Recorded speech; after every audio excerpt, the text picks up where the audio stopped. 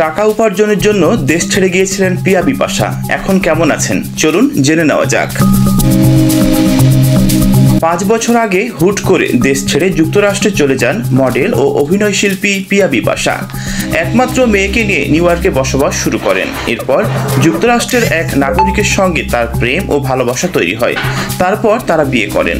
দুজনে মিলে বিয়ে করলেও আনুষ্ঠানিকতা সারেননি। চলতি বছরের শেষ দিকে বিয়ের আনুষ্ঠানিকতা সেরে নেওয়ার ইচ্ছা।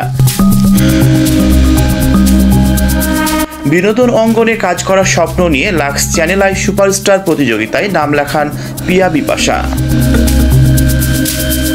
প্রতিযোগিতার সেরা 10-এ পৌঁছানোর পর হঠাৎ ক্যাম্প থেকে বেরিয়ে যান তিনি। এরপর বিজ্ঞাপন চিত্রে কাজ শুরু করেন। পরের বছর 2013 সালে দ্বিতীয় মাত্র নাটকে তাহসান খানের বিপরীতে অভিনয় করেন।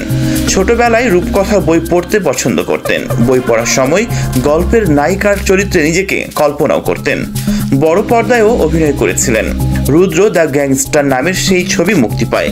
এরপর রাজনীতি ছবিতে শাকিব খানের বিপরীতে অভিনয়ের কথা থাকলেও শেষ পর্যন্ত হয়ে ওঠেনি। পরে সেই ছবিতে পিয়া বিপাশার বিপরীতে অপু বিশ্বাস অভিনয় করেন।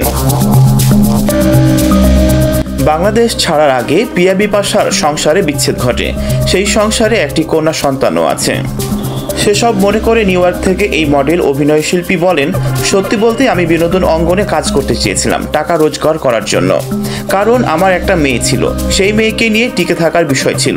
পরে দেখলাম যেভাবে কাজ হয় আমাকে দিয়ে ইন্ডাস্ট্রিতে টিকে থাকা সম্ভব নয়। তাই সিদ্ধান্ত নিলাম আমেরিকায় চলে আসার। 5 বছর আগে চলে আসি। আমেরিকায় এসে বাংলাদেশের সঙ্গে সব ধরনের যোগাযোগ বন্ধ করে দিই। ইনস্টাগ্রাম 3 বছর ধরে বন্ধ ছিল। বছরখানেক ধরে বিভিন্ন ব্র্যান্ডের সঙ্গে কাজ করছি, তাই ইনস্টাগ্রাম চালু করেছি। অনেক টাকা আয় করেছি। পিয়া বিপাশা জানালেন, মাঝখানে প্রাপ্তবয়স্কদের একটি প্ল্যাটফর্মে নিজেকে যুক্ত করেছিলেন। সেখান থেকে প্রতি মাসে $2,17,000 ইনকাম করতেন। পিয়া বলেন, আমি ওই প্ল্যাটফর্মে যুক্ত হওয়ার পর অনেকে না বুঝে সমালোচনা করেছে, উল্টাপাল্টা কথা বলেছে। কেউ কেউ পর্ণ তারকা বলেছে। এগুলো শুনলে মাথা ঠিক থাকে? বাংলাদেশের অনেক শিল্পীরাও আমাকে নিয়ে আজে বাজে কথা বলে দেখি। মানুষের আজে বাজে কথা শুনতে শুনতে আমি হতাশ হয়ে পড়ি। এরপর সেখান থেকে নিজেকে সরিয়ে নিয়েছি। আমার এখন আর কোনো স্বপ্ন নেই। যা চেয়েছি গত 5 বছরে সবই পেয়েছি। টাকা পয়সা, সুন্দর জীবন, প্রতিষ্ঠিত হওয়া, ভালো স্বামী সবই আমার আছে। টাকা নিয়ে এখন কোনো আর চিন্তা নাই আমার। যা করি তা ব্যয় করার সময় পাই না। অন্যদিকে আমার জামাই বেশ হিসেবি। সে শুধু নতুন নতুন ব্যবসায় বিনিয়োগ করতে চাই। পিয়া বিপাশা জানান, ইনস্টাগ্রাম ও ফেসবুকে বিভিন্ন পণ্যের যেসব পোস্ট করেন তার জন্য বেশ ভালো সম্মানী পান। তার দাবি, এই সম্মানী কখনো $2,000 আবার কখনো $3,000-এরও মধ্যে।